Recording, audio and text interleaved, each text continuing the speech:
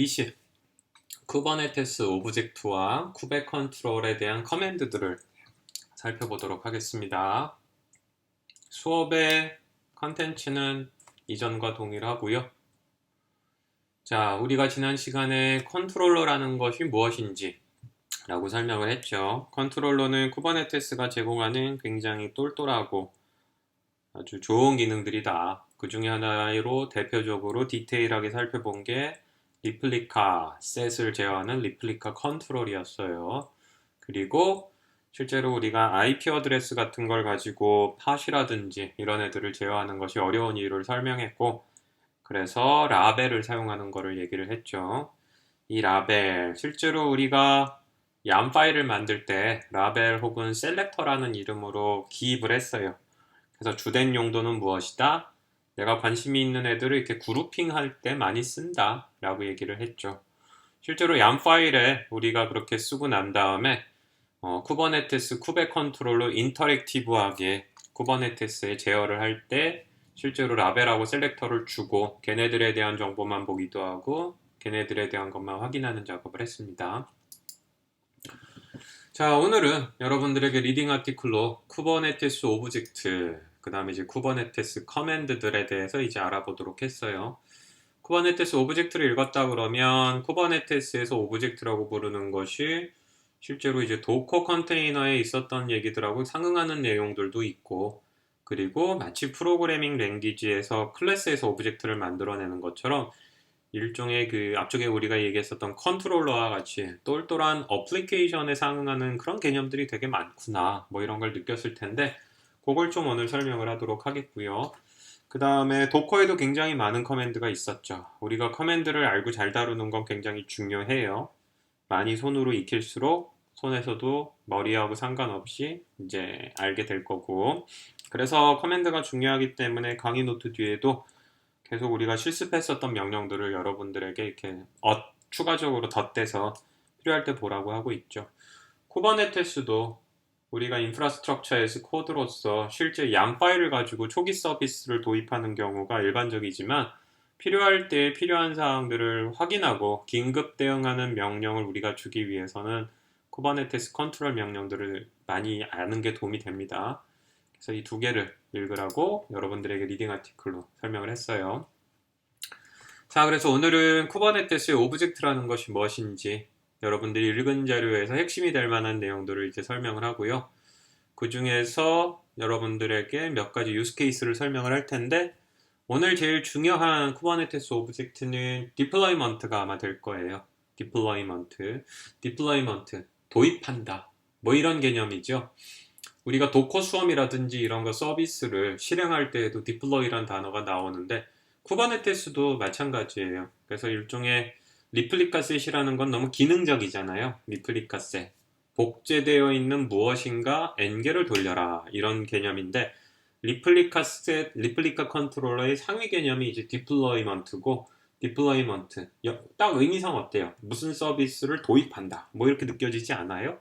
그래서 좀 더 많은, 리플리카 셋보다 리플리카 컨트롤러보다 더 많은 걸 제공하되, 리플리카 컨트롤러가 굉장히 기술적인 이름을 가졌다 그러면 이건 정말 서비스를 운용하는 사람 입장에서 정의된 이름이 아닐까? 뭐 이런 생각을 가질 수 있는데, 그런 측면에서 우리가 유스 케이스 오브 쿠버네티스 오브젝트에서 디플로이먼트에 대한 얘기를 좀 하겠고요. 기타 뭐 스펙, 스테이터스, 쿠베 컨트롤 커맨드를 어떻게 좀 더 확인할 수 있는지, 뭐 이런 얘기들을 풀어가려고 합니다. 자, 우리가 첫 번째로 얘기할 건 결국 쿠버네티스에서 오브젝트라고 칭하는 것들이에요. 프로그래밍 언어에서 오브젝트란 단어도 나왔고, 여기 보면 persistent entities in the cluster, entity란 단어도 사실 프로그래밍 언어에 나오죠. 그래서 오브젝트, 엔터티 이런 얘기들이 주로 이제 클래스 설명하면서, 클래스는 설계도요, 오브젝트나 엔터티, 인스턴트는 그 오브젝트 클래스 설계도로부터 만들어진 실체가 있는 땡땡이야, 뭐 이런 얘기를 많이 하는데, 일단 클러스터라는 거는 우리가 쿠버네티스에서 여러 개의 노드들이 붙어가지고 우리가 작업을 시킬 운동장에 해당하는 애가 그 클러스터라고 얘기를 했죠. 자, 그럼 이제 운동장에서 뛰어노는 애들이 있을 텐데, 일단 여러분들이 봤던 거, 팟 봤죠? 팟. 봤고요. 쿠버네티스 기준으로 본 게 이제 세 번째에 있는 리플리케이션 컨트롤러 봤어요. 그래서 팟들이 매니지드 된다라는 거 봤고, 볼륨이 팟 설명할 때 나왔죠. 그래서 여러분들이 쿠버네티스에서 팟을 받고 이 팟들을 n개 유지하는 리플리케이션 컨트롤러를 봤고요. 팟 안에 들어가 있는 볼륨에 대한 거 봤어요. 사실 이 볼륨은 그 볼륨보다 좀 큰 건데 그냥 지금은 단어가 한번 나왔으니 퉁칩시다. 그리고 오늘 설명할 리플리케이션 컨트롤러보다 상위에 해당하는 거라고 볼 수 있는 디플로이먼트가 있고요. 그리고 우리가 쿠베 컨트롤 get all 하면 서비스하고 쿠버네티스, 그래서 얘기할 때에는 이제 뭐 대장, 뭐 관리자 이렇게 얘기했지만 그 애도 등장하고요. 그래서 이런 애들이 이제 여러분들 벌써 몇 개는 등장했고 다른 애들은 새로 추가적으로 이제 강의가 진행이 되면은 설명이 될 애들입니다.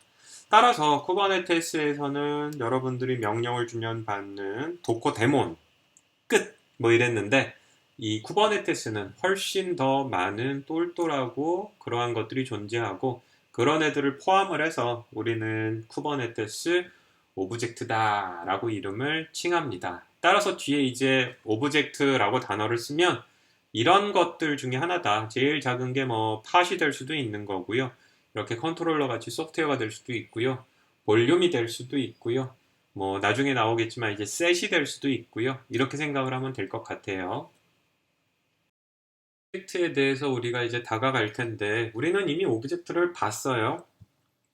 샘플 팟으로 팟도 봤고 리플리케이션 컨트롤러도 실제로 봤죠. 그것들이에요.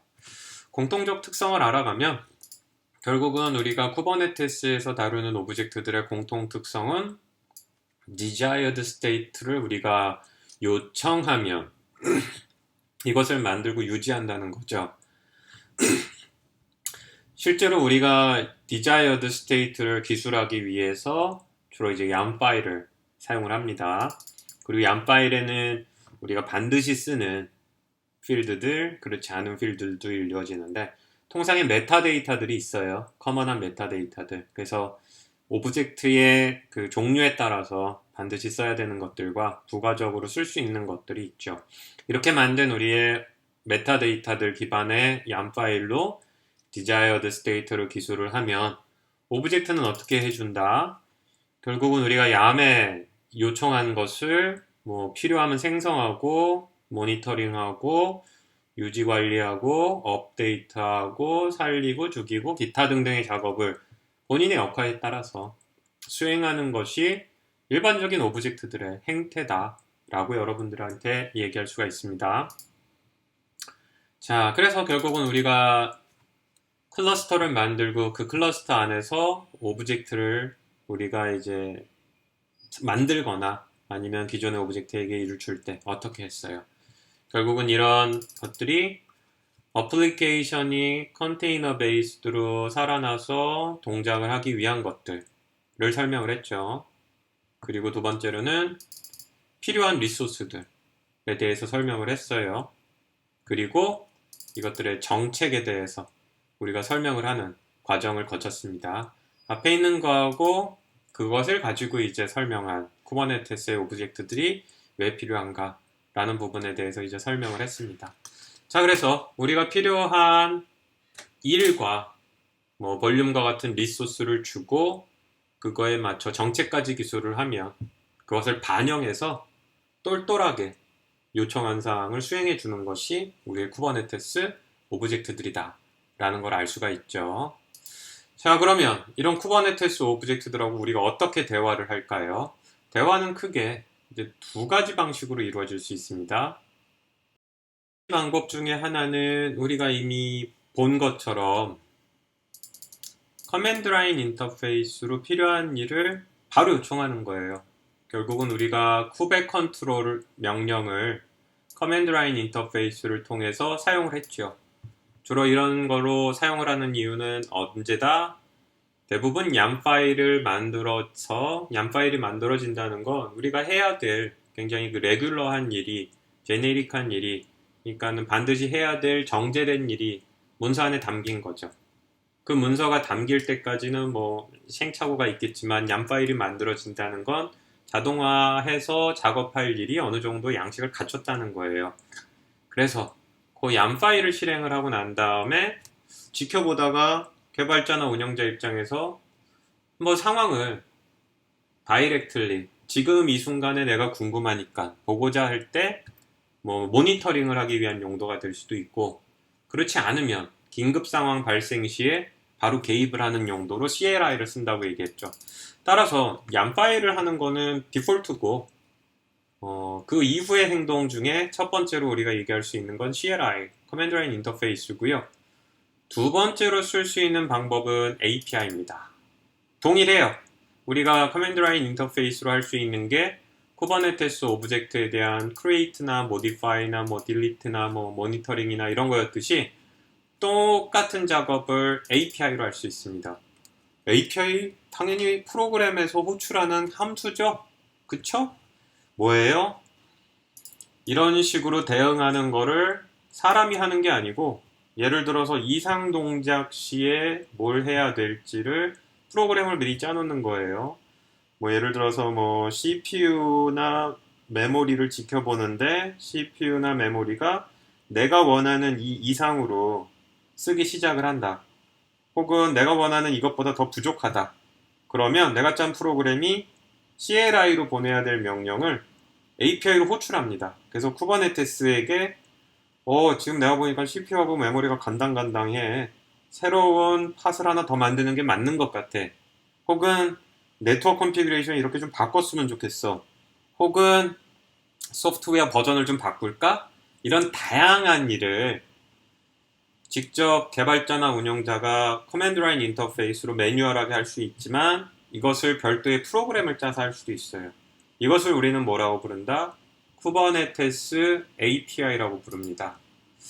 쿠버네티스 API는 실제로 github.com에 쿠버네티스 대시 클라이언트를 가게 되면 이 API들을 우리가 확인할 수 있는데, 실제로 지금 보고 있는 이 사이트를 우리가 한번 이동을 해서 볼까 싶어요. 자, 웹 페이지를 가져와서 사이트 밑에 있었던 링크를 가면 쿠버네티스 정식 사이트의 레퍼런스인데 클라이언트 라이브러리고요. 여기 보면 오피셜리는 뭐예요? 쿠버네티스 차원에서 지원을 하는 클라이언트 라이브러리입니다. 가봅시다. 현재 랭귀지가 Go, 파이썬, 자바, .NET, 자바스크립트, 학셀이 있어요. 여기서 우리가 파이썬은 정규 교과목이니까 파이썬으로 가봅시다. 그러면 쿠버네티스 대시 클라이언트의 파이썬에 해당하는 GitHub가 열리고요.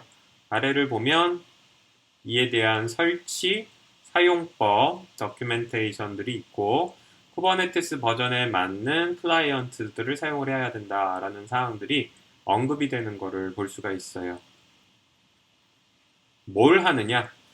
여기서 한번 우리가 예제 파일을 한번 볼까요? 설명이 list all parts죠. list all part 할 때 어떻게 했어요? 쿠베 컨트롤하고 get parts 명령어 줬었어요. 여기서는 어떻게 한다? 일단 필요한 클라이언트 모듈을 읽어드리고요. 디폴트 컨피규레이션을 잡아주는 함수를 호출해서 컨피규레이션을 잡습니다. 그리고 우리가 접속하기 위한 코어 API 버전 1에 대한 클라이언트를 생성하는데, 이건 그냥 루틴한 일이에요. 그 다음이 본인이 하고 싶은 일을 하는데, list all path를 하기 위한 명령은 보는 것과 같이 list path for all namespace라는 함수가 있고요. 여기에 본인이 주고자 하는 옵션을 걸고 방금 호출했었던 버전 1 core API에 해당하는 클라이언트에게 실행을 요청하면 메소드로 들어가 있죠. 결과가 돌아옵니다. 그러면 여기 보는 것과 같이 모든 팟에 대한 정보들이 가져와서 화면에 출력할 수가 있어요. 이런 식으로 우리가 손으로 명령한 커맨드 라인에 대한 것들이 1대1로 상응하는 것으로 현재 이 라이브러리도 있습니다. 이 예제 파일들을 보고 하면 되고, 뭐 더 많은 예제 파일들이 존재를 해요. 그 외에 자바스크립트도 수업 시간에 언급은 하니 자바스크립트로 가면 보는 것과 같이 자바스크립트 프로그램에서 호출하기 위한 용도의 것이 보는 것과 같이 나오는 것을 우리가 볼 수가 있습니다. 이런 식으로 해서 커맨드 라인 인터페이스로 해야 되는 내용 중에 그냥 개발자나 운영자가 궁금해서 하는 게 아닌 자동화된 상태에서 모니터링을 하고 있다가 무슨 동작을 하는데 쿠버네티스 해주지 않는 것들을 내가 하고 싶다. 그러면 여러분들이 프로그램을 이렇게 직접 짜고 쿠버네티스의 클라이언트 API를 사용함으로써 제어를 할 수가 있어요. 방금 본 게 이제 오피셜한 것들이었고요. 자세히 쳐다보면 뭐 C++이나 기타 등등 언어가 안 보이잖아요. 보면 여기는 커뮤니티 메인테인을 커뮤니티에서 하는 거고 쿠버네티스에서 정식으로 하진 않아요. 여기 가면 뭐 클로저, 리스프, 노드.js, php, 루비, 스칼라, 엘릭서? 이건 뭔지 모르겠네. 저렇게 있는 거를 볼 수가 있습니다. 근데 교수님도 좀 궁금한 게 C++은 없더라고요. 그래서 찾아보진 않았는데 C++ 뭐 생각난 김에 한번 찾아봅시다. C++ 쿠버네티스 클라이언트가 있네요. 보면 C++는 그러게 여기 있긴 있네. 스탠다드도 아니고 커뮤니티도 그렇게 강하진 않은 것 같아요. Implementing Kubernetes C++ 클라이언트 라이브러리 using Go 클라이언트. 이거는 C++에서 곧 하고 들어가는 것처럼 보이고. 자, 그래서 지금 보고 있는 게 그 쿠버네티스 API라고 부릅니다. 사이트에 가서 읽어보면 알겠지만 결국은 프로그램을 통해서 우리가 자동화되게 CLI로 해야 될 일들을 자동화해서 작업을 할 수 있는 부분들도 가능하다라는 겁니다. 자, 그래서 방금 봤었던 것처럼 우리가 GitHub의 쿠버네티스 클라이언트 파이썬 지금 보고 온 애들이에요. 인스톨레이션도 있으니까 관심 있는 사람들은 보고 요게 아까에서 잘라온 겁니다. 우리가 리스토어 펫을 봤고요. 그 다음에 관심이 있는 파트, 오브젝트들을 와치하는 것들 이런 부분들이 있으니까 뭐 실습 과제로 이 부분까지는 내지 않아요. 프로그램을 실제로 개발해서 하는 부분들은 별로 안 내겠다고 얘기했으니 하지만 여러분들이 직접 한번 제어를 해보고 싶으면 직접 요 함수들 클라이언트에서 쿠버네티스 API 호출해가지고 뭔가 해보는 것도 좋은 경험이 될 거라 생각을 합니다. 가장 흔한 건 뭐다? CPU나 메모리 상태, 디스크 상태 이런 걸 보고서 동적으로 상황이 안 좋아졌네? 그러면 그때 개입하는 게 아마 짜보기에 가장 재미있고 일반적인 프로그램이 될 것 같습니다. 자, 다음은 네스티드 오브젝트 필드 요거에 대해서 설명을 하도록 하죠. 오브젝트를 만들게 될 거고요. 그 오브젝트에 의해서 작업이 이루어지는 거겠죠. 결국 어떻게 했어요? 우리가 오브젝트들에 대해서 스펙을 썼어요. 얌 파일에다가 우리가 하고자 하는 오브젝트에 대한 desired state를 썼죠. 그렇게 되면 쿠버네티스는 desired state를 만들고 유지했습니다. 그리고 우리가 desired status에는 원하는 그 환경에 대한 부분들도 다 기록을 했죠. 그 부분이 이제 스펙에 쓰인 거고요. 자, 우리가 그리고 수많은 명령들 쿠베 컨트롤 get hot, 뭐 get all 이런 거를 통해서 어떻게 했어요? 실제로 여러분들이 쿠버네티스가 하고 있는 쿠버네티스가 실제로 서비스를 만들어서 도입하고 있는 것들을 그때그때 모니터링을 할 수 있었어요. 그래서 오브젝트의 실제 상태 그래서 실제로 만들어 봤을 때에 예를 들어 가지고 2분의 뭐 이런 것들 많이 봤죠. 2분의 빵으로 되어 있으면 안 돌아가고 있는 거고 2분의 1 거친 다음에 2분의 2로 되면 이제 러닝 상태로 가는 건데 그 부분들도 여러분들이 다 봤어요. 뭐 기타 업데이트는 아직 안 해봤지만 나중에 업데이트하는 과정들이라든지 이런 것들을 보게 됐습니다.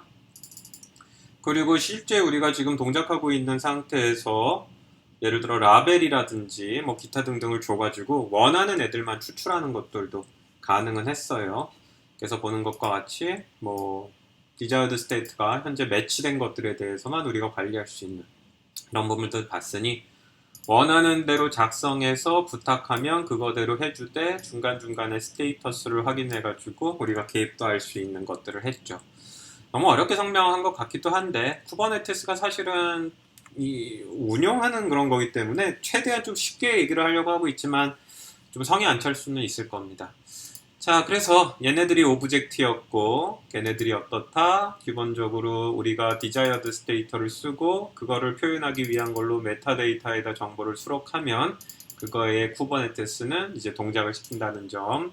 그래서 쿠버네티스의 오브젝트라는 건 방금 얘기했던 거를 좀 정형화된 형태로 하면 우리가 실행시킬 어플리케이션 그리고 추가적인 리소스들 그리고 그에 따른 폴리시를 기술하고 운영을 부탁하는 거였어요. 실제로 중간에 개입을 하거나 할 때에 CLI를 쓸 수도 있고 쿠버네티스 API를 통해서 프로그램적으로 접근하는 것도 가능하며 오피셜리 제공되는 언어들이 있고 커뮤니티 중심으로 제공되는 것들이 있어서 설치하고 보는 것과 같이 내가 프로그램을 짜서 직접 가능하다라고 얘기를 했죠. 그리고 이거를 다시 우리는 어떻게 한다? 얌 파일을 해가지고 스펙을 명시하는 것과 액티브한 동적 상태를 우리가 보고 확인하는 것이 가능하다는 것을 약간 좀 반복돼서 좀 설명한 감이 있지만 반복이 제일 중요한 학습이니까 설명하고 있습니다. 자, 그러면 이제 유스 케이스 예를 들어서 우리가 또 다시 한번 오브젝트 중에 하나를 설명을 할 건데 팟을 설명을 했고 리플리카 컨트롤러를 설명을 했다면 오늘 설명할 오브젝트의 예는 유스 케이스를 설명할 애는 디플로이먼트예요. 여러분들이 몇 번째죠? 어디 봅시다. 지난 렉처 19에 우리가 리딩 아티클을 보면 렉처 19의 리딩 아티클은 리플리카 셋이 있었고 디플로이먼트가 있었어요. 그리고 렉처 19의 실습에서 리플리카 셋을 우리가 실습을 했죠. 그때 디플로이먼트를 읽었을 겁니다. 디플로이먼트에 대해서 오늘 조금 더 이제 설명을 하려고 해요. 자, 그래서 오브젝트 중에 오늘 이제 디플로이먼트 오브젝트에 대해서 설명을 하겠고요.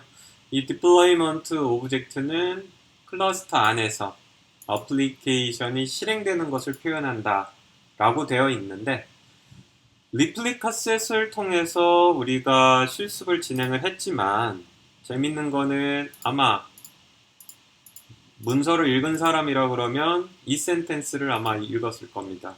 이게 리플리카 셋이었어요. 그리고 읽으라 그랬던 두 번째 리딩 아티클이 이거였죠. 읽어야 돼요. 반드시. 여러분들이 자발적으로 스스로 너무나도 데이터 센터에 대해서 알고 싶으니까 이 수업을 들어왔을 거라고 생각을 하고 그런 사람들은 아주 하찮은 것을 일일이 숙제로 줘가지고 괴롭히지 않아도 스스로 하리라 생각을 하는데 리플리카 셋을 자세히 읽어본 사람들은 되게 좀 재밌는 걸 느꼈을 거예요. 여기 보면 리플리카 셋의 목적은 주어진 시간에 정해진 안정적인 리플리카 폿의 집합을 관리하는 거다 라고 나왔을 거고 제일 중요한 게 이거죠. 지정한 개수의 팟을 유지하는 거야. 굉장히 기술적이잖아요. 그리고 끝. 근데 밑을 읽어본 사람들이라면 이해가 안 돼도 끝까지 읽으라고 분명히 얘기를 했어요. 쭉 읽으면 지난번에 실습했던 것보다 조금 더 많은 내용들이 지나가는데 여기 쭉 더 내려가면 뭐라고 나오냐면 리플리카 셋의 얼터너티브 대안이 나와요. 그 심지어 리코멘디드가 나옵니다. 디플로이먼트 오늘 수업에 얘기하는 디플로이먼트가 나오면서 이걸 추천한다고 돼 있어요. 그러면서 여기 설명 다 읽었으리라 생각을 해요. 설명에 뭐라고 나오냐면 디플로이먼트는 리플리카 셋을 가지고 있는 오브젝트다 라고 나와요. 근데 뭐라고 나오냐면 리플리카 셋 자체를 업데이트할 수 있고 리플리카 셋에 들어있는 팟을 업데이트할 수 있고 롤링 업데이트도 할 수 있다. 무엇이? 디플로이먼트다. 디플로이먼트는 리플리카 셋의 좀 더 상위 개념인 것처럼 써 있으면서 리플리카 셋들을 업데이트할 수 있고 이 안에 들어가 있는 팟들도 업데이트할 수 있고 롤링 업데이트도 할 수 있다 라고 나와요. 그리고 교수님이 지난 시간에 뭐라 그랬냐면 리플리카 셋 지금 보고 있는 것과 같이 업데이트를 할 수 있어요. 그냥 제로였는데 1로 바꿀 수도 있고, 즉 왼쪽에 있는 세 개인데 그냥 오른쪽에 있는 세 개로 확 바꿀 수도 있고, 혹은 하나씩 하나씩 죽이고 하나씩 하나씩 살리는 것도 가능해요 라고 얘기했는데, 그래요. 그거를 해주는 애들이 이 디플로이먼트입니다. 디플로이먼트 컨트롤러는 리플리카 셋이 아닌 디플로이먼트를 쓰도록 리코멘드가 되고 있고요. 리플리카 셋은 정말 기술적으로 n개의 팟을 유지하라였다면, 디플로이먼트는 그런 기능을 포함을 해서 실제로 내가 서비스를 운용을 할 때에 가장 많이 나오는 업데이트나 혹은 롤링, 버전업하고 버전하는 이런 다양한 것까지 좀 더 포괄적으로 가지고 있다라고 우리가 설명할 수 있고요. 그래서 리플리카 셋은 기술적인 내용들을 주로 설명을 하고 문서가 완료돼요. 디플로이먼트는 문서를 쭉 보다 보면 유스 케이스가 나오기 시작을 하는데, 리플리카 셋인 경우에 유스 케이스가 없어요. 그냥 리플리카 셋이 어떻게 동작하는지를 설명하는데, 디플로이먼트는 유스 케이스가 있습니다. 그래서 무슨 얘기예요? 조금 더 많은 거를 하고 이런 다양한 경우에 쓸 수 있다라고 나와요. 리플리카 셋을 롤 아웃할 때 가능하고, 팟들에게 새로운 스테이트를 줄 때, 즉 내가 운영을 하다가 버전업, 버전 다운, 새로운 얘네들인 경우에는 다른 프로그램 버전으로 변경, 심지어 보는 것처럼 디플로이먼트 자체가 버전을 가질 수 있어요. 이번에 디플로이 했다가 이전으로 디플로이 할 수 있는. 그래서 이름 자체가 지난번에 얘기한 것처럼 리플리카 셋은 굉장히 기능적이다. 망치와 칼을 준 것처럼 딱 요 용도라면, 디플로이먼트는 내가 실제로 운영자 입장에서 서비스를 정말 유지 관리하는 입장에서 할 수 있는 것들을 많이 모아놓은 좀 더 똘똘한 애다라는 거를 여러분들에게 얘기할 수 있다는 거죠. 좀 더 밑으로 내려가면 디플로이먼트를 스케일 업도 할 수 있고요. 현재 디플로이먼트를 멈출 수 있어요. 멈출 수도 있고, 오래된 리플리카 셋들을 가지고 있다가 지워버릴 수도 있고.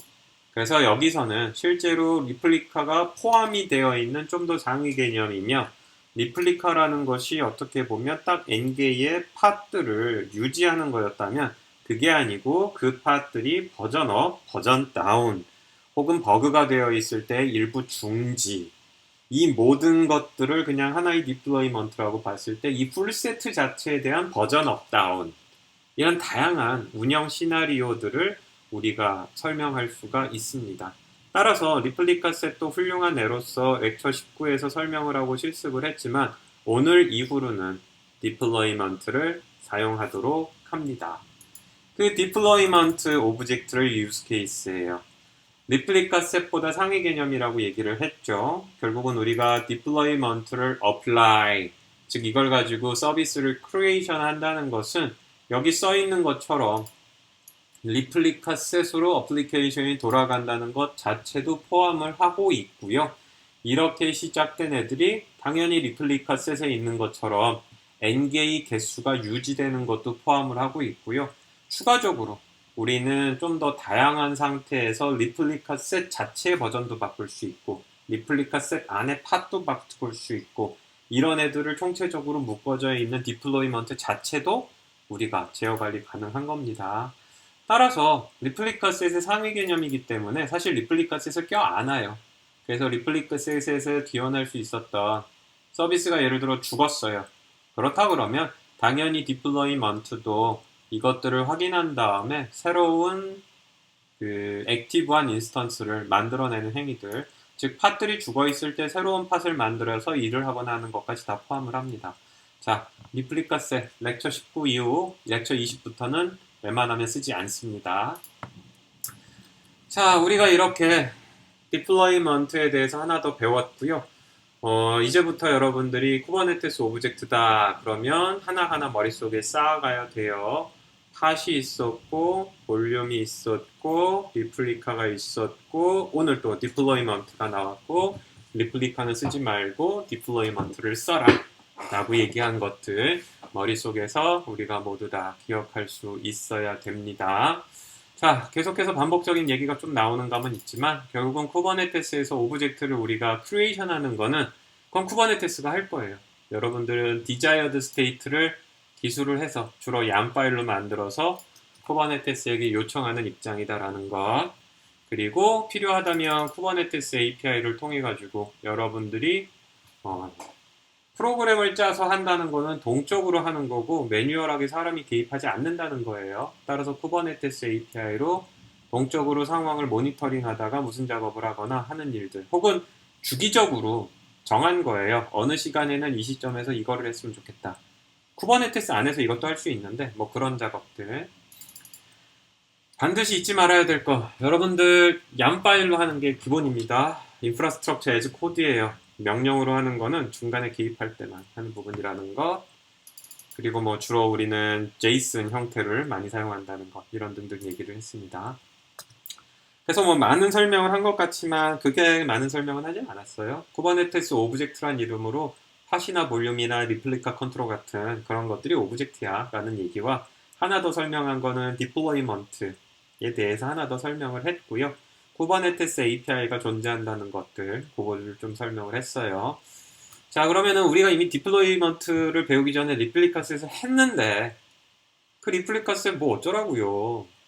리플리카셋은 디플로이먼트의 하위 개념이고 리플리카셋은 9버전에서 많이 썼지만 최근에 디플로이먼트를 쓰게 되니 그러면 리플리카셋으로 만들어진 걸 당연히 디플로이먼트에서는 조금 더 쉽게 쓸 수 있게 하지 않겠어요? 왼쪽에 있는 것이 우리가 19번 렉처에서 봤었던 simple replicaset.yam이고요. 오른쪽에 있는 것이 simple deployment.yam 리플리카셋이 디플로이먼트로 바뀌었죠? 그러면 코드 안에서 뭐가 바뀌었느냐? kind가 리플리카 셋이었던 거지 kind가 디플로이먼트로 바뀌었습니다.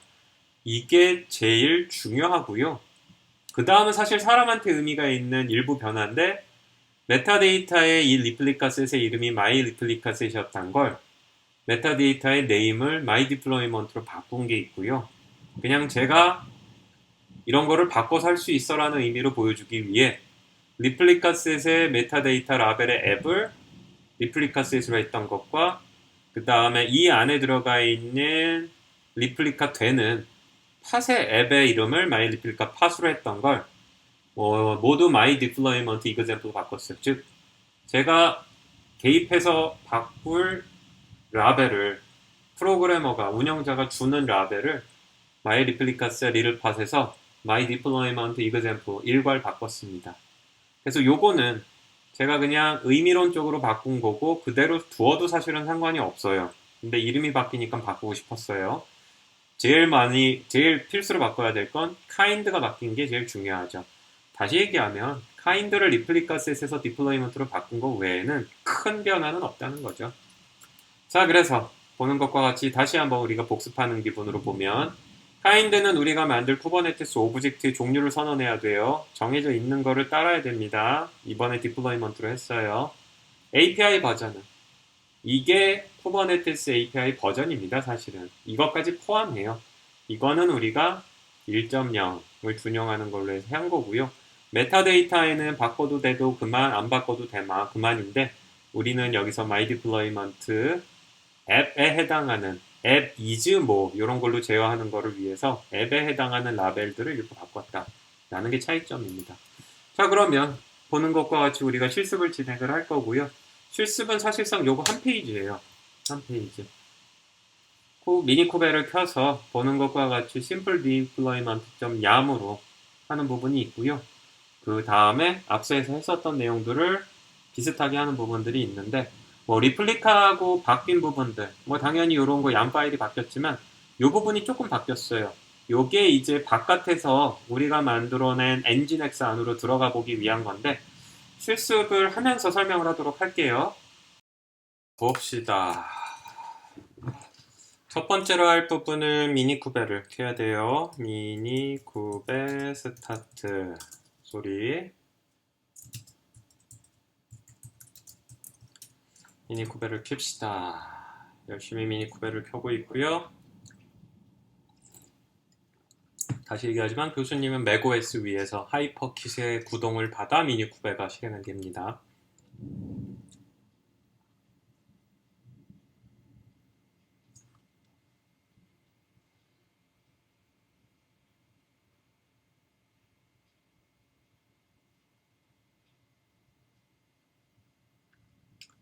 맥OS도 시작할 땐 좀 시간이 걸리죠?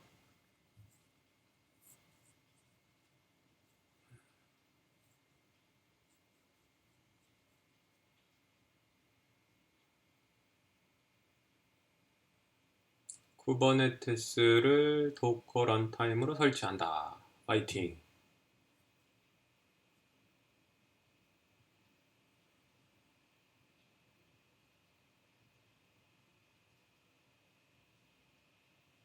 참 요즘 추세지만 커맨드 라인 인터페이스에도 이렇게 이모티콘 쓰는 거 보면 참 재밌는 사람들이 많다 이런 생각도 들어요.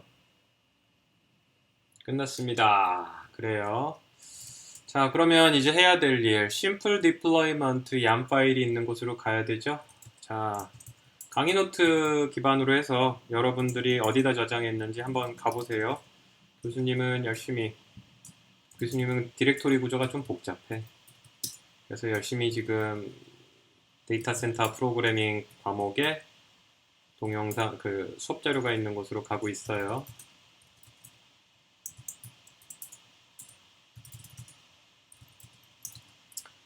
강의 노트 원본 한글. 자, 들어가서 cd 렉처 하고 ECL 소스 복잡하죠? 자, 들어왔습니다.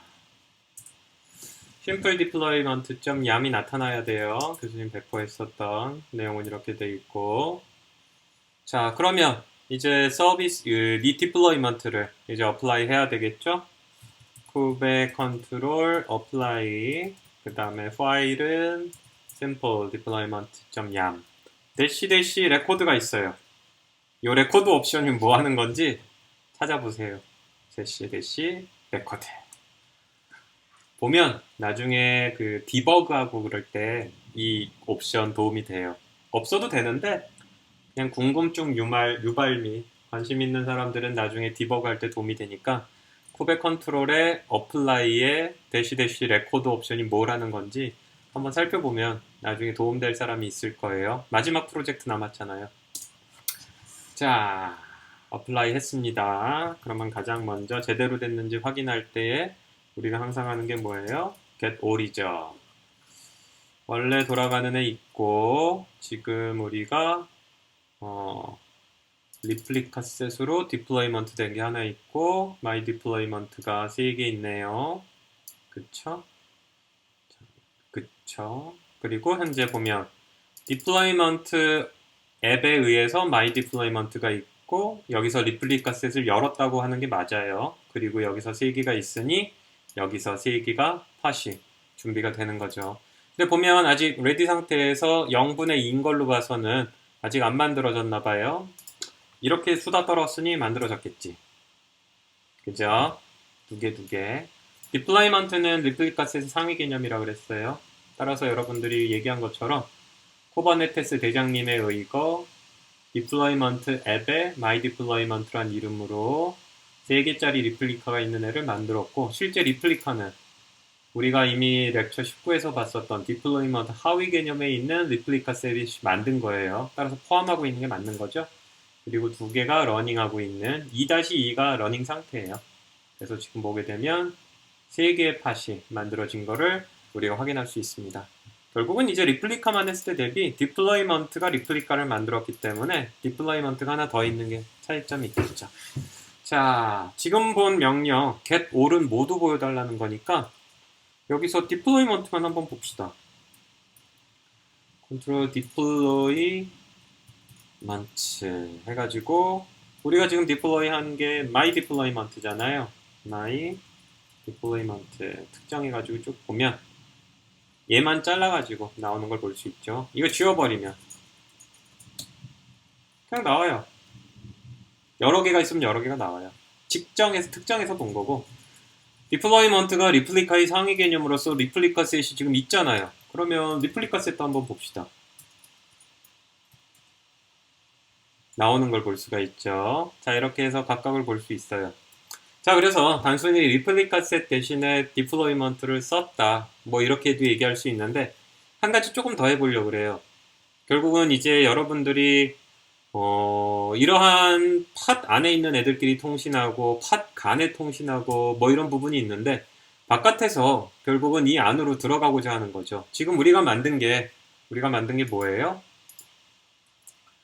엔진X 하나와 레디스 데이터베이스가 있고 이 볼륨이 있는 요 세 개 만든 거예요, 세 개. 요거를 리플리카 셋으로 세 개 했잖아요. 이 팟이 세 개가 있는 거로 만들어진 건데, 자, 그럼 외부에서 이 안으로 이제 들어가 보고 싶단 말이에요. 외부에서. 이럴 때 어떻게 하느냐?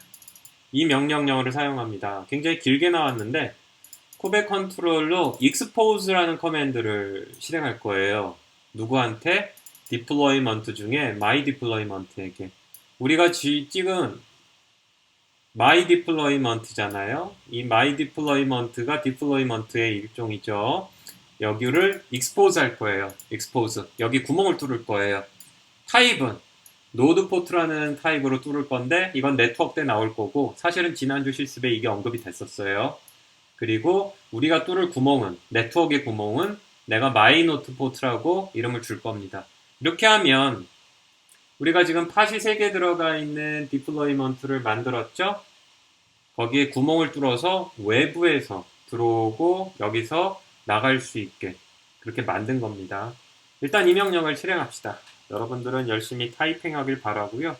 교수님은 오타내기 싫어서. 빠르죠? exposed 됐어요. 자, 그러면 앞쪽에서 우리가 쿠버네티스 get all을 해가지고 이렇게 나왔어요. 여기서 여기까지 get all에서 여기죠. 뭐가 있었어요? 서비스 쿠버네티스가 있었고 디플로이먼트, 리플리카, 팟이 있었어요. 하나, 둘, 셋, 넷. 똑같은 명령을 다시 줍시다. sorry. get all. 자, 지금 보면 어떻게 됐어요? 하나, 둘, 셋, 넷인 건 맞고요. 어떤 애가 하나 생겼어요. 자, 서비스 중에 my node port라는 애가 생겼으니 우리가 부탁한 구멍을 뚫어줘. 걔 이름은 my node port야. my node port예요. 얘가 서비스라는 이름으로 돼 있죠. 실제로 그냥 포트 매핑을 해서 구멍 하나 뚫는 게 아니고 상당히 많은 기능이 사실 들어가 있어요. 그래서 서비스라고 부를 정도예요. 타입은 노드 포트. 그리고 expose 했죠. expose가 내부 안의 80번 포트를 외부의 31854 포트하고 매핑한다 라는 겁니다. 포트 매핑 이런 것들을 해주는 애예요. 근데 그것보다 훨씬 많은 기능을 하고 있고 나중에 얘는 좀 더 디테일하게 설명을 할 가능성이 있을 거예요. 자, 그러면 쿠베 컨트롤에 get 땡땡 많이 했으니까 얘한테 봅시다. 쿠베 컨트롤 get인데 이번에는 서비스예요. 그냥 엔터 쳐도 나와요. 그러면 두 개잖아요, 현재. 우리가 원래 쿠버네티스 시작하면 나오는 쿠버네티스, 그 다음에 마이 노드 포트인데, 여기서 마이 노드 포트, 이렇게 하면 얘만 한정적으로 딱 볼 수 있는 거 볼 수 있죠. 자, 여기서 중요한 건 이거예요. 강의 노트에도 써놨는데, get 서비스 마이 노드 포트에서 중요한 건 포트 번호입니다. 잊지 마세요. 현재 몇 번? 31854. 자, 그렇다고 그러면 우리 IP 어드레스를 또 알아야지 뚫고 들어가겠죠? IP 어드레스를 알기 위해서 우리는 get service 하고 뭘 치느냐? 강의 노트에 있는 것처럼 쿠베 컨트롤 클러스터 인포를 칠 겁니다. 사실 네트워크에 대한 부분은 뒤에 나올 거기 때문에 여기서 디테일한 설명을 하지 않을 거예요. 그리고 이게 올바른 방법도 아니고 보면 이전에 나왔었던 이 명령에 쿠버네티스의 마스터는 IP 어드레스 192.168.64.2에 8443번 포트를 사용한다 라고 되어 있는데 지금 우리는 이 클러스터, 우리가 만든 이 디플로이먼트 안으로 들어가기 위해 일단 대표 IP를 임차해서 쓸까 해요. 예쁜 방법은 아니에요. 예쁜 방법은 아닌데 일단 이거를 씁니다. 자, 두 개를 합칩시다. 결국은 우리가 구멍을 뚫었어요. IP 어드레스는 이거를 쓴다고 했으니 요게 되고 색깔이 마음에 안 든다. 쏘리. IP 어드레스는 클러스터 인포에서 딸 거예요.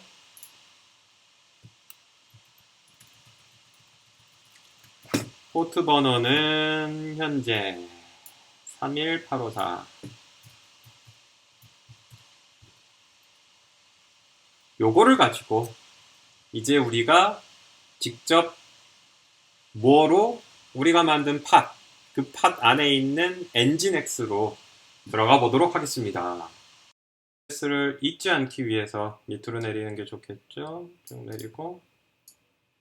자, 강의 노트에 있는 것처럼 오랜만에 등장한 컬, 그리고 HTTP, IP 어드레스와 포트 넘버는 얘로 줍시다. 엔터. 오, HTML 파일이 막 날라오고 있는 걸 볼 수 있죠? 기분이 좋아. 자, 지금 보고 있는 것처럼 어때요? 우리는 3개의 엔진X가 들어간 팟을 만들었어요.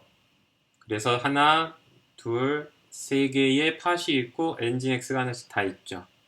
그리고 디플로이먼트는 사실 이 앞에 방벽을 쳐요.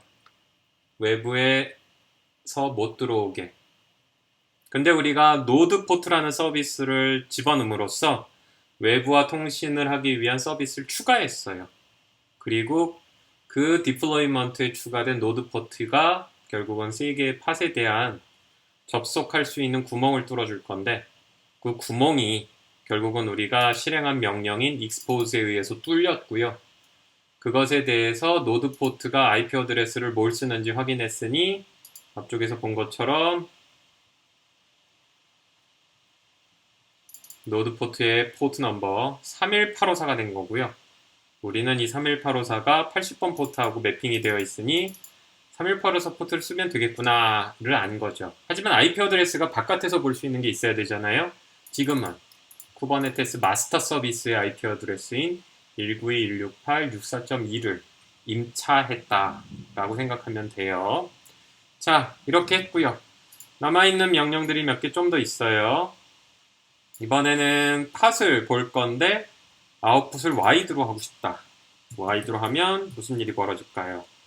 고백 컨트롤 get 팟을 그냥 해보고 이렇게 나오죠. wide output is wide. 소리 output. 좀 더 많아진 걸 볼 수 있죠? 제가 오타를 내는 바람에 이게 팟이었어요. 내부에서 쓰는 IP 어드레스예요. 이거는 지금 우리가 디플로이 한 거 안에 있는 거, 그 다음에 미니쿠베 노드라는 거, 뭐 기타 등등 필요한 정보들이 열려 있는 거를 우리가 볼 수가 있습니다. 그래서 뭐 get path만 했는데 get path에 대한 wide도 있고요. 그 구멍을 뚫어가지고 컬로 HTTP를 해본 거를 우리가 구경을 했죠. 그럼 이제 좀 호기심이 있는 학생들이면 이런 생각을 할지 몰라요. 무슨 생각이냐면 내가 지금 저 3개의 팟이 있고 그 안에 컨테이너들을 들어가고 있는데 내가 지금 어느 팟에 어느 컨테이너를 들어간 거지? 방법이 여러 개가 있어요, 사실은. 그것을 찾아가는 방법이 여러 개가 있는데 본인이 직접 뭐 엔진X 안에서 돌아가는 프로그램 하나 엔진X 이미지를 기반으로서 프로그램을 짠 다음에 그 웹에서 이제 CURL로 접속을 하면 보여지는 것을 뭐 설명을 해줄 수도 있겠죠.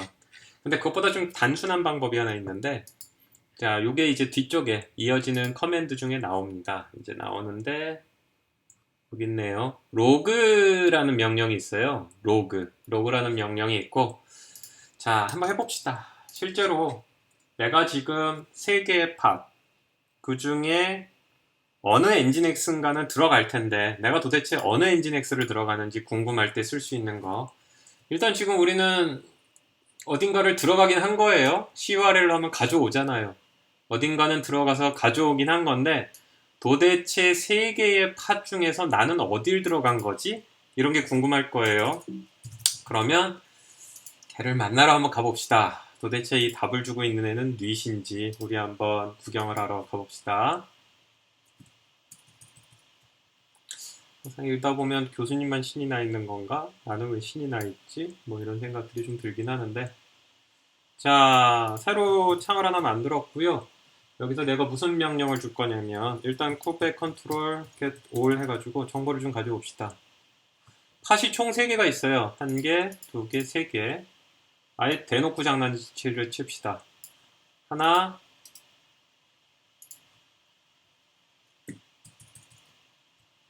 둘,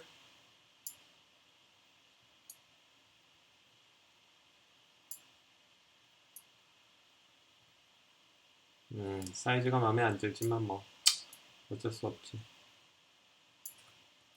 하나 더. 팟의 개수, 즉 컨테이너의 개수만큼 만든 거예요. 컨테이너의 개수만큼. 그래서 프로그램을 짜진 않았지만 도대체 어느 3개 중에 누가 답을 하는 건지 한번 알고 싶은 거죠. 청소를 쭉 하고, 자, 하고자 하는 건 쿠베 ctl get all 이거는 해야지 내가 타이핑을 들치니까. 자, 명령은 어떤 명령이냐? 아까 봤었던 것과 같이 로그예요, 로그. 쿠베 컨트롤 로그 명령이고 대시 F인데 이 뒤에 우리가 뭘 넣을 거냐면, 자, 쿠베 컨트롤 로그즈고요. 대시 F 옵션인데 여기다가 팟을 줄 거예요. 첫 번째 팟. 근데 궁금한 건 누구예요? 엔진X. 팟 my deployment 땡땡 ccp bbt 안에 엔진X의 로그를 보겠다는 거예요. 람. 기다리고 있네요. 근데 여기 하나 나타났죠. 2020년 5월 18일에 8시 5분, 8시 5분? 지금 내가 오후 5시 24분인데 아무튼 내가 왜 이런지 모르겠지만 시간은 이러네요. 자, 그러면 이번에는 얘는 첫 번째 CCP 비트니까 두 번째를 또 해서 얘 엔진X 갑시다. 후배 컨트롤 로그즈 대시 F 주고요. 엔진 X. 얘는 2번 들어간 거예요. 제가 아까 컬을 여러 번 했는데 이건 과거 기록. 첫 번째 엔진X에서 한 번 답했고 두 번째 엔진X에서 2번 답했어요. 그러면 세 번째 엔진X 쿠베 컨트롤 로그즈 대시 F 그래서 하고 엔진X 얘는 3번 답했네. 자, 뭐 할 거냐? 컬을 해봅시다. 어휴, 가운데 있는 애가 답했네. 오른쪽에 있는 애가 답했고 가운데 있는 애, 오른쪽에 있는 애, 가운데 오른쪽에 있는 애, 왼쪽에 있는 애. 돌아가면서 답을 하는 걸 볼 수가 있죠. 가장 기본적인 규칙은 로드 밸런싱. 돌아가면서 한 번씩. 자, 그래서 쿠버네티스의 로그 명령은 보는 것과 같이 각각 중에 누가 동작을 어떻게 하고 있는지를 보여주는 기본적인 명령어가 됩니다. 이렇게 함으로써 우리가 프로그램을 팟 안에, 컨테이너 안에 짜지는 않았지만 실질적으로 방금 노드 포트라는 애를 통해 가지고 3개의 팟을 접속할 때 지금 내가 실행하는 이 명령이 어느 팟에 들어가는지를 확인할 수 있고요. 실제로 노드 포트라는 애가 3개의 나름 균일하게 로드를 주려는 로드 밸런싱을 하고 있구나 라는 사실을 우리가 이해할 수 있다 라는 점입니다. 이렇게 함으로써 뭐 예전에 학생 중에 한 명이 궁금해하던 거 뭐 제가 지금 명령을 하는 게 어디 갔는지 궁금해요. 이게 도커에서는 조금 애매할 수 있는데 쿠버네티스에서는 이런 것들을 실제로 로그를 해서 보여주는 화면도 있으니 나름 도움이 많이 되는 거죠. 도커 PS가 있어가지고 프로세스 상태를 보여준 경우는 있었지만 쿠버네티스에서는 지금 보고 있는 이러한 상황까지도 우리가 볼 수가 있어요. 그리고 뭐 각각에 대해서 상태를 알고 싶다 그러면 쿱에 일단 그쵸. 쿱에 컨트롤 디스크라이브 명령 있었죠? 쿱에 컨트롤에 디스크라이브를 한 다음에 내가 ccpbt 팟의 정보를 알고 싶다. 그러면 쭉 떴었어요. 상세 정보가. 그리고 현재 여기서 뜨고 있는 것들 엔진X 띄우고 레디스 띄우고 이런 것들까지 확인했죠. 그래서 잠깐 멈춰서 여러분들에게 25페이지로 점프한 다음에 사실상 로그 명령에 대한 설명을 좀 하려고 했고요. 그 다음은 이제 청소하고 나가면 돼요. 여기서 있는 것처럼 서비스 죽이는 행위 해야죠. 얘네들은 이제 끄려면 컨트롤 C 눌러야지 꺼져요. 실제 동작하고 있는 상황이기 때문에 야 너는 왜 안 죽니? 컨트롤 C로 죽는 거고 열심히 여러분들이 뭐 했어요? 미니쿠베 해서 디플로이먼트 띄웠고 이번엔 획기적으로 외부에서 구멍 뚫어가지고 들어가 봤어요.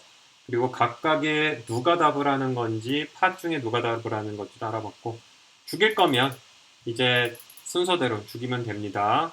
아까 잊지 말아야 될 거 어플라이를 디플로이먼트 한 다음에 우리가 뭐 했어요? 여기서 get 서비스 했어요.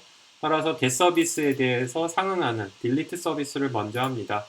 그래서 보는 것과 같이 쏘리 아까 카피했구나. 그래서 쿠베 컨트롤 딜리트 서비스로 my node port 항상 이렇게 시미트릭하게 지우는 게 좋아요. 그 다음에 apply 했었던 my deployment를 지웠습니다. 이렇게 함으로써 이제 우리가 서비스를 깔끔하게 지운 거예요. 예전에는 apply에 대해서 delete 한 다음에 파일 옵션 주고 deploy 그 파일 옵션 주고 없앴는데 지금은 그냥 simple deployment가 사실상 my deployment이기 때문에 my deployment를 지우라 라고 했던 거예요. 기억하는 친구들은 예전에는 여기 -f 해가지고 파일을 준 다음에 지우라고 했는데 똑같아요. 똑같은 겁니다. 자, 지웠고 이제 쿱에 컨트롤 get all 하면 깨끗하게 청소가 된 거를 볼 수가 있죠. 여기서 미니 쿱에 스탑 하면 명령이 다 중지가 돼요. 뭐 알아서 죽고 있을 테니 다음 부분은 여러분들이 알아두면 요긴하게 쓸만한 명령들을 도커하고 비교해서 써놨어요. 위가 도커의 런이고요. 마찬가지로 아래가 쿠버네티스 런입니다. 그래서 비슷하면서도 약간의 차이점이 있는 게 설명이 돼 있고 요거는 요 사이트에 가면 쿠버네티스에서 운영하는 IO 사이트인데 여기에 실제로 레퍼런스로 돼 있어요. 쿠버네티스가 도커를 많이 쓰고 이쪽으로 오겠지라는 생각을 하는지라 여기에 이렇게 정리를 해놨어요. 아예.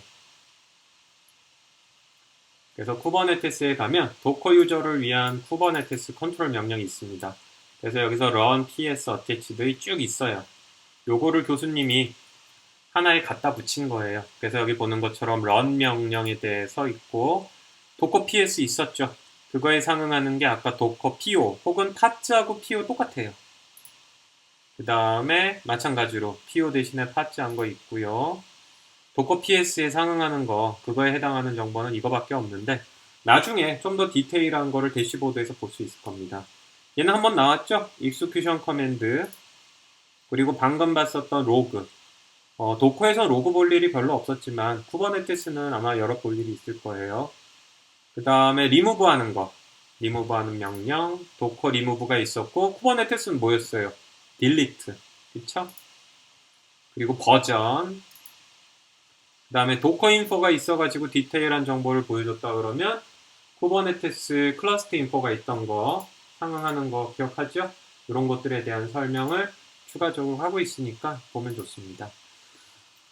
CLI 명령 참 많이 나오잖아요. 그쵸? 저거를 얼마나 많이 알고 있고 잘 쓰냐가 또 중요합니다. 지금 보고 있는 건 그 리딩 아티클에서도 있었죠? 보면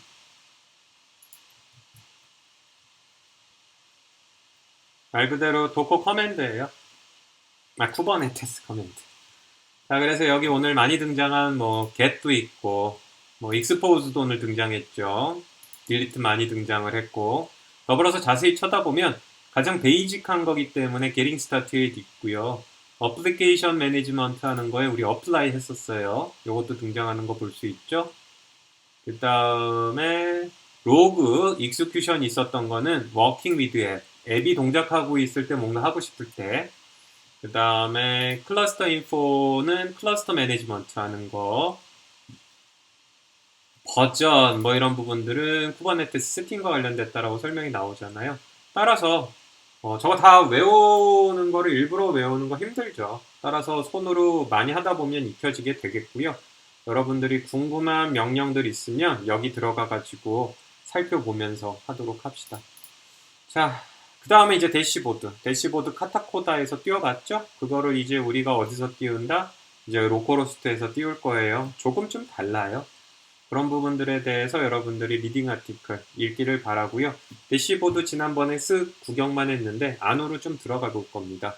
기능이 굉장히 많아서 모든 걸 설명할 수는 없을 텐데 여러분들이 시간 날 때 대시보드 기능들 알고 있으면 그래도 그래픽 유저 인터페이스로 뜬다는 건 참 축복이잖아요. 그런 도움이 될 겁니다.